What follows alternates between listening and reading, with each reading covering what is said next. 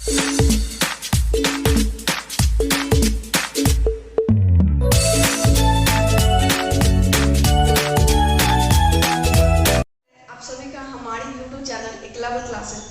आज क्लास 8 का पहला चैप्टर हमारा रेशनल नंबर, आज हम लोग उसके बारे में देखेंगे। Rational number. तो रेशनल नंबर पढ़ने से पहले ये जानना जरूरी है कि रेशनल नंबर क्या होता है। नहीं, ये कोई नया टॉपिक नहीं है, आपने रेशनल नंबर के बारे में क्लास 7th में भी पढ़ा होगा, लेकिन फिर भी एक बार हम लोग इसको रिवाइज कर लेते हैं कि रेशनल नंबर होता क्या है। तो रेशनल नंबर जो है वो एक ऐसा नंबर है जो p/q के फॉर्म में पाया जाता है। किस फॉर्म में? p/q के फॉर्म में। p और q क्या है? तो p और q दोनों के दोनों क्या होते हैं? इंटीजर्स होते हैं। p and q both are integer. Okay, लेकिन एक कंडीशन होता है कि q हमारा 0 के बराबर नहीं हो सकता है। आप जानते होंगे कि डिनोमिनेटर में जब भी 0 आता है तो वैल्यू क्या हो जाती है? अनडिफाइंड हो जाती है। इसलिए यहाँ कंडीशन डाला गया है कि डिनोमिनेटर यानी कि q जो होगा हमारा 0 के बराबर नहीं होगा। राइट, तो p/q के फॉर्म में जो भी आपको नंबर दिखे वो सारे के सारे क्या है? रेशनल कहलाएंगे। जैसे 1/2 p/q के फॉर्म में है। p और q यानी कि 1 एंड 2 दोनों के दोनों क्या है? इंटीजर। q यानी कि q में 0 है नहीं, ये 2 है। तो ये कंडीशन हमारा रेशनल नंबर का फुलफिल कर रहा है। वही अगर 0 कोई रेशनल नंबर है? बिल्कुल है। 0 के डिनोमिनेटर में कुछ नहीं है, इसका मतलब क्या है? 1 है। 0/1 यानी कि p/q का फॉर्म आ रहा है। p और q यानी कि 0 और 1 दोनों के दोनों क्या है? इंटीजर्स है। और q यानी कि डिनोमिनेटर में हमारा 0 नहीं है, तो ये भी हमारा क्या है? एक रेशनल नंबर ही है। वैसे ये 3/4 12/7 ये सारे के सारे क्या है? हमारे रेशनल नंबर की ही फॉर्म है, यानी कि p/q के फॉर्म में। अब p और q क्या है? दोनों के दोनों इंटीजर्स है और q हमारा डिनोमिनेटर जो है किसी का भी 0 के बराबर नहीं है, तो ये सारे क्या कहलाएंगे? रेशनल नंबर कहलाएंगे हमारे लिए। ठीक है, चलिए तो रेशनल नंबर हम लोग देख लिए, हम इसकी प्रॉपर्टीज के बारे में देख लेते हैं।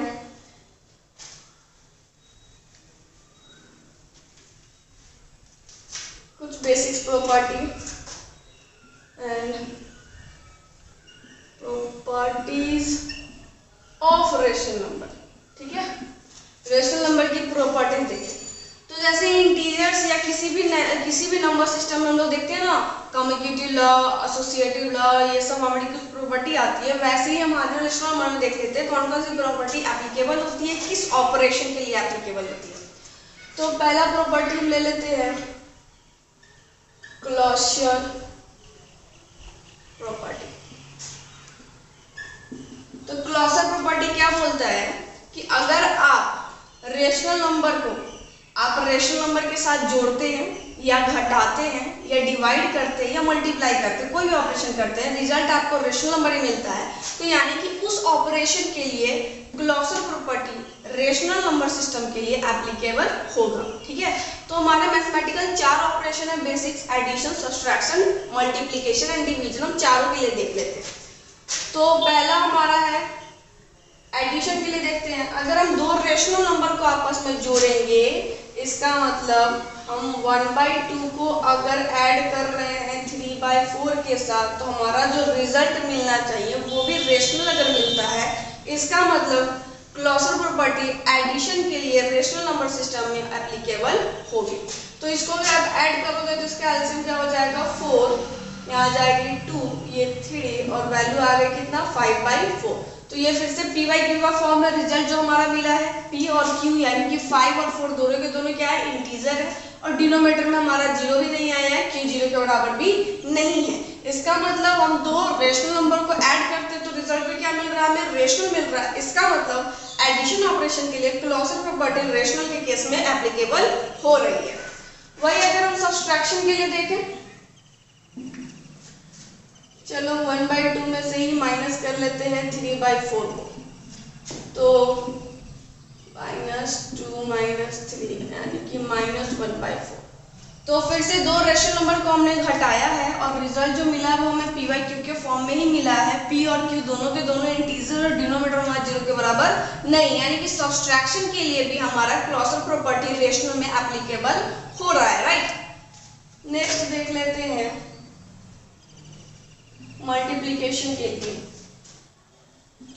1/2 का मल्टीप्लाई अगर हम 3/4 के साथ करें तो 3 × 1 हो जाएगा 3 और 4 × 2 हो जाएगा 8। तो दो रेशनल नंबर का अगर हम मल्टीप्लाई कर रहे हैं तो रिजल्ट भी क्या मिल रहा है हमें, रेशनल ही मिल रहा है, p/q के फॉर्म में ही मिल रहा है, राइट।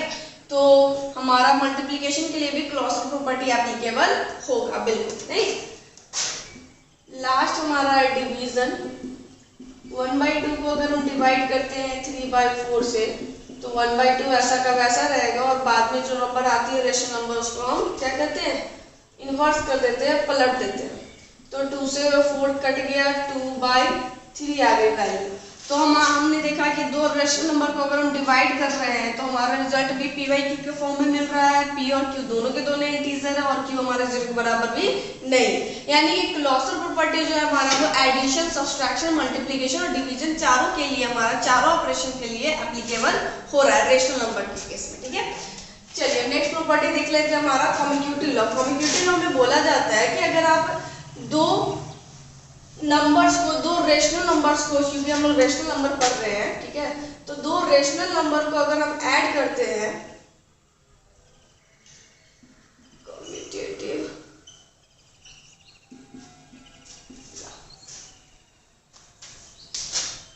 तो कम्यूटेटिव लॉ में बोलता है कि अगर हम दो यानी कि p/q को ऐड कर रहे हैं, मान लेते हैं a/b के साथ, चाहे हम a/b को ऐड करें p/q के साथ, दैट मीन्स आप ऑर्डर का यहाँ पे बस चेंजेस देख रहे हैं, यानी कि p/q यहाँ पे ये जो रेशनल नंबर ये पहले लिखा गया और वही RHS में हमारा p/q जो है वो बाद में लिखा गया।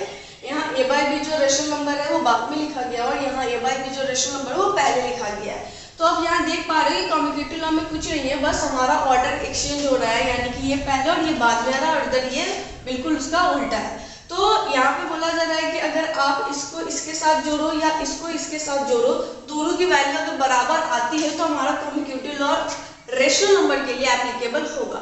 तो ये चीज हमारा एडिशन के लिए ही नहीं, सब्सट्रैक्शन के लिए भी हो सकता है, मल्टीप्लिकेशन के लिए भी हो सकता है और डिवीजन के लिए भी हो सकता है। दैट मीन्स अगर हम प्लस की जगह यहाँ माइनस रखें और इसको भी माइनस करें तो दोनों वैल्यू बराबर आ रही है या नहीं आ रही है, तो हमारा कम्यूटेटिव लॉ एप्लीकेबल होगा।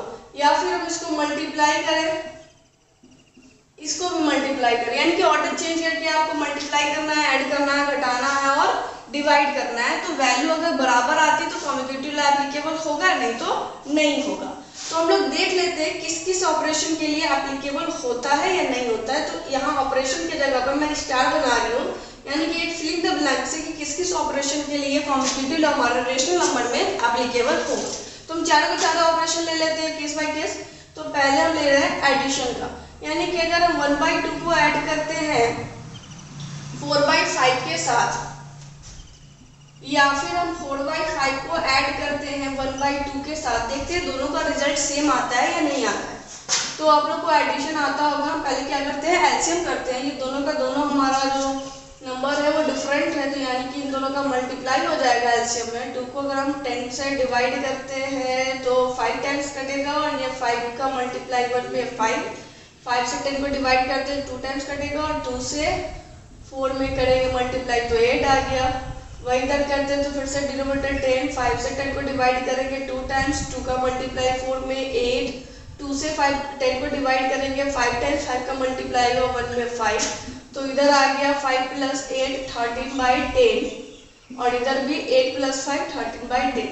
तो हम देख रहे हैं यहाँ पे कि LHS की जो वैल्यू है वो RHS के बराबर है और दोनों हमारा यहाँ पे वैल्यू बराबर आ गए, यानी कि एडिशन के लिए कम्यूटेटिव लॉ एप्लीकेबल हो रहा है रेशनल नंबर सिस्टम में, राइट। चलिए अब सब्सट्रैक्शन के लिए देख लेते हैं। तो एडिशन के लिए तो एप्लीकेबल हो गया, एडिशन के लिए कम्यूटेटिव और रेशनल के केस में ट्रू होता है, ठीक है। अब हम सब्सट्रैक्शन के लिए देख लेते हैं। 3/4 में से माइनस कर रहे हैं 1/2 को, या फिर 1/2 में से आप 3/4 को माइनस करना है। तो माइनस करोगे तो डिनोमिनेटर इसका एलसीएम तो 4 आ गया। 3 - 2 को डिवाइड करते हो 4 से तो 2 टाइम्स, तो 2 का मल्टीप्लाई होगा 1 में तो 2 आ जाएगा। इधर 2 और 4 का एलसीएम आ जाएगा 4, 2 से 4 को डिवाइड करोगे तो 2 टाइम्स, -4 से 4 को डिवाइड करते हो तो 1 टाइम्स, 1 का मल्टीप्लाई 3 है। तो 3 में से 2 जाएगा तो 1/4 इक्वल टू 2 में से 3 जाएगा तो -1/4। तो क्या 1/4 और -1/4 दोनों वैल्यू बराबर है? बिल्कुल नहीं। इसके आगे प्लस लगा, इसके आगे माइनस लगा, दोनों चीज कभी बराबर नहीं हो सकते। यानी कि एलएचएस इस केस में क्या आया, आरएचएस के बराबर नहीं हो रहा है, यानी कि सब्सट्रैक्शन के लिए हमारा ये कम्यूटेटिव लॉ एप्लीकेबल नहीं होगा। तो अभी तक हमने देखा बस क्या, एडिशन के लिए ट्रू हो रहा था कम्यूटेटिव लॉ के केस में रेशनल नंबर। ठीक है, अब नेक्स्ट ऑपरेशन हमारा मल्टीप्लीकेशन। मल्टीप्लीकेशन में हम देख लेते हैं कि ये हमारा एप्लीकेबल हो रहा है कि नहीं हो रहा है। 1/4 का मल्टीप्लाई कर लेते हैं हम लोग 2/5 के साथ, या फिर आप 2/5 का मल्टीप्लाई कर लो 1/4 के साथ। दोनों की वैल्यू अगर मतलब दोनों की वैल्यू एलएचएस और आरएचएस अगर बराबर आ रही है, इसका मतलब हमारा वैल्यू यानी कि ये लॉ एप्लीकेबल होगा किसके लिए, मल्टीप्लिकेशन ऑपरेशन के लिए। तो 1 और 2 का मल्टीप्लाई होगा तो 2, 4 और 5 का मल्टीप्लाई हो जाएगा तो 4 5 जा 20, इधर 2 × 1 2 और 5 × 4 20। तो वैल्यू दोनों तरफ एलएचएस की वैल्यू जो है वो आरएचएस के बराबर आ रही है, बिल्कुल आ रही है। तो हमारा मल्टीप्लिकेशन ऑपरेशन के लिए कम्यूटेटिव और रेशनल के केस में एप्लीकेबल हो रहा है, मतलब ट्रू हो रहा है, यानी कि एडिशन और मल्टीप्लिकेशन दोनों में ये चीज काम कर रही थी। अब हमारा लास्ट जो ऑपरेशन बच गया वो डिवाइड का बच गया, वो डिवीजन के लिए देख लेते हैं कम्यूटेटिव एप्लीकेबल होगा या नहीं होगा।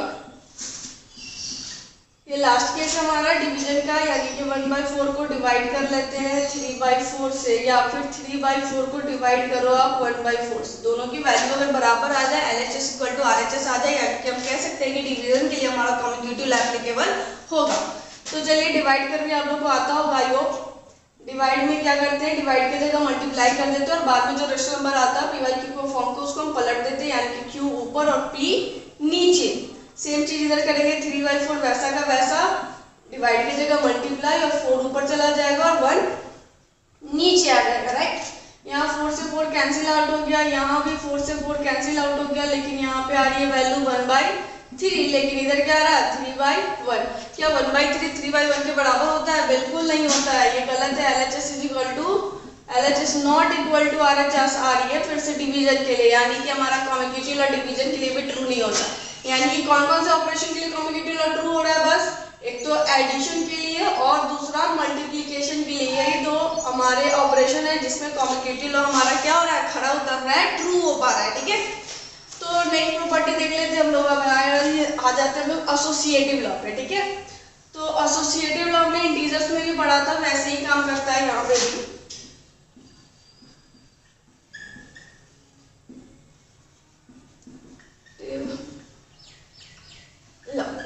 एसोसिएटिव लॉ में भी वही है कि A/B को अगर आप ऐड करते हो P/Q के साथ पहले, फिर इस सारे को ऐड करते हो, R/T ले लेते हो कोई फ्रैक्शन, तो इधर अगर आप A/B को ऐड करो P/Q के साथ या फिर R/T के साथ पहले, तो यहाँ पे क्या होता है, प्रायोरिटी का एक्सचेंजेशन होता है। यहाँ पे क्या है कि A/B और P/Q के ऊपर प्रायोरिटी यानी कि ब्रेसेस लगा हुआ है, तो इसका काम हम पहले करेंगे, राइट। और इधर क्या है, वही चीज ब्रैकेट इन दोनों के ऊपर लगी थी, अब क्या लगी है, बाद वाले दो के ऊपर लगी है, P/Q और R/T के ऊपर लगी है। तो यानी कि प्रायोरिटी का इस बार एक्सचेंजेशन हो रहा है एसोसिएटिव लॉ। तो एसोसिएटिव लॉ जैसे इंटीजर में हमने देखा था, जैसा अभी देखा है कम्यूटेटिव लॉ में कि सब्सट्रैक्शन में ही LHS और RHS बराबर नहीं आ रही थी और डिवीजन में भी नहीं आ रही थी, तो वैसे ही एसोसिएटिव लॉ भी हमारा सिर्फ एडिशन और मल्टीप्लिकेशन के लिए ही वैलिड हो पाता है। ठीक है, अब इसको एग्जांपल के द्वारा करके देख सकते हो। ठीक है, नेक्स्ट आ जाते हैं हम लोग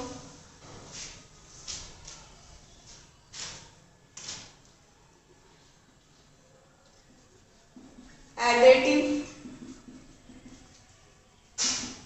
आइडेंटिटी पे। तो किसी रेशनल नंबर P/Q में, किसी रेशनल नंबर P/Q में आप क्या ऐड करोगे कि रिजल्ट आपका P/Q ही मिलेगा। किसी रेशनल नंबर P/Q में आप किस नंबर को, किस रेशनल नंबर को ऐड करोगे कि आपका रिजल्ट P/Q ही मिलेगा। लॉ ऑफ एडिटिव आइडेंटिटी, यानी कि आप इस वैल्यू में क्या जोड़ोगे कि क्वेश्चन जो हमारा था वही आंसर आएगा, यानी कि वैल्यू चेंज ही नहीं हो रही है। तो वो क्या हो सकता है, सिर्फ और सिर्फ जीरो। जीरो एक रैशनल नंबर, इसके डिनोमिनेटर में कुछ नहीं है, इसका मतलब क्या है 1 है, और 1 हमारा जीरो के बराबर नहीं हो रहा, तो पी वाई क्यू के फॉर्म में आ रही है वैल्यू। ये जीरो के नीचे कुछ नहीं है तो क्या है 1 है, और पी वाई क्यू के फॉर्म में आ रही है, और क्यू की वैल्यू जीरो के बराबर नहीं है। पी और क्यू दोनों के दोनों क्या है इंटीजर है, जीरो और 1 दोनों क्या है इंटीजर है, तो ये हमारा रेशनल नंबर ही कहलाएगा जीरो। ठीक है, तो ये हमारा हो गया लॉ ऑफ एडिटिव आइडेंटिटी। वही अगर हम देखें मल्टीप्लिकेटिव आइडेंटिटी,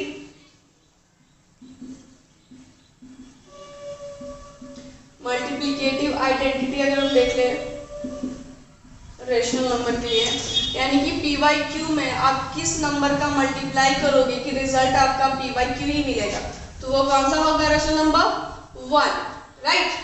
1 होगा, 1 के डिनोमिनेटर में कुछ नहीं है तो 1 है, पी वाई क्यू के फॉर्म में ना दिखे तो डिनोमिनेटर में कुछ नहीं होता, इसका मतलब 1 तो होता ही है ना।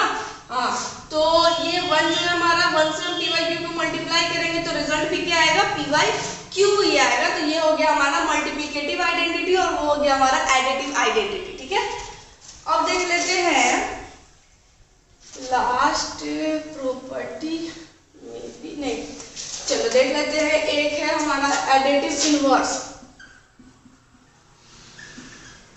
तो एडिटिव इनवर्स में क्या बोला जाता है कि पी बाई क्यू में आप क्या ऐड करोगे कि रिजल्ट आपका जीरो आ जाए।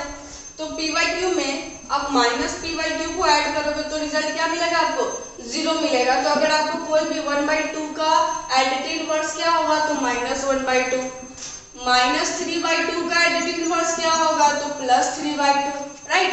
बस क्या करना है, उसके आगे का साइन जो माइनस है तो उसको प्लस में कन्वर्ट कर दो, और प्लस है तो उसके आगे माइनस लगा दो। ऐसा इसलिए ताकि हम प्लस वाले को माइनस के साथ जोड़ेंगे तभी जाके वैल्यू क्या आएगी जीरो आएगी। तो अगर माइनस का वैल्यू दिया है तो आप उसमें प्लस वाली वैल्यू को जोड़ोगे तभी जीरो आएगा, है ना।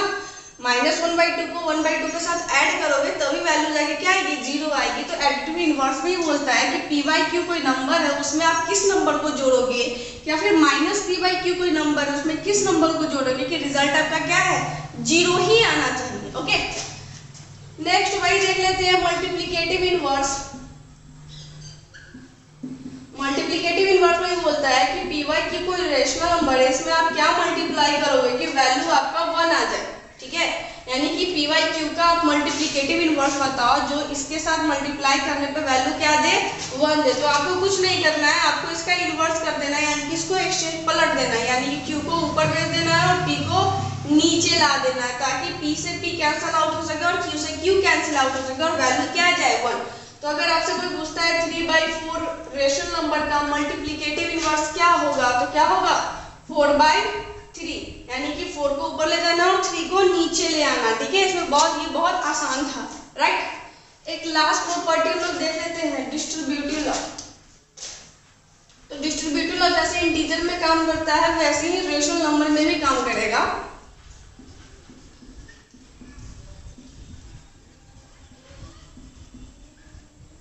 डिस्ट्रीब्यूटिव लॉ, तो डिस्ट्रीब्यूटिव लॉ में क्या हो रहा था कि P बाई Q का अगर हम मल्टीप्लाई करते हैं, ओके, मान लिया A बाई B के साथ और प्लस C बाई D के साथ, तो इसकी जो वैल्यू होगी